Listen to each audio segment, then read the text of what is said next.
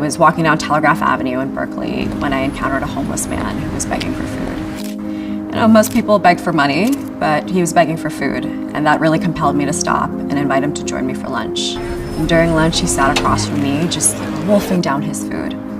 So he was unbelievably hungry. And then adding insult to injury, right across the street, Berkeley's dining hall is throwing away thousands of pounds of perfectly edible food. We waste over 365 million pounds of perfectly edible food every single day.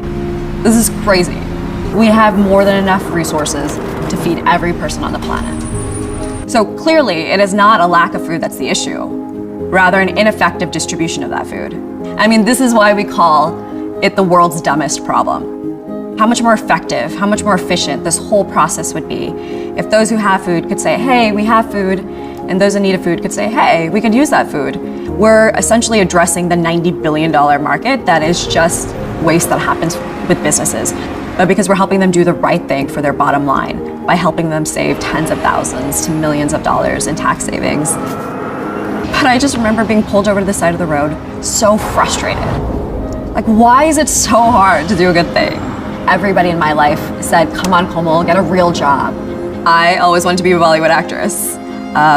As you now know, I ended up doing something far more realistic, like solving world hunger.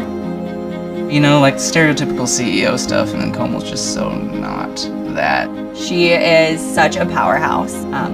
Starting your own startup is not easy. Being a minority woman CEO is not easy, and doing it in San Francisco is not easy. So many people along my journey said, come on, Komal.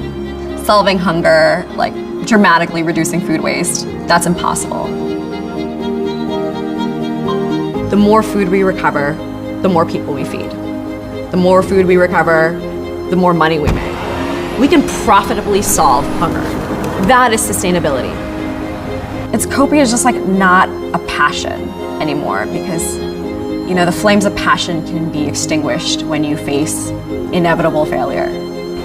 I'm still figuring it out. I have executive coach, I have therapy, I have like all the things. I mean, I'm still figuring it out. It reminds me why I do what I do. I did it for one person because of his story. This year, we're gonna feed 3 million people. And that's the power of entrepreneurship, that's the power of technology, and that's the power of having a more sustainable future.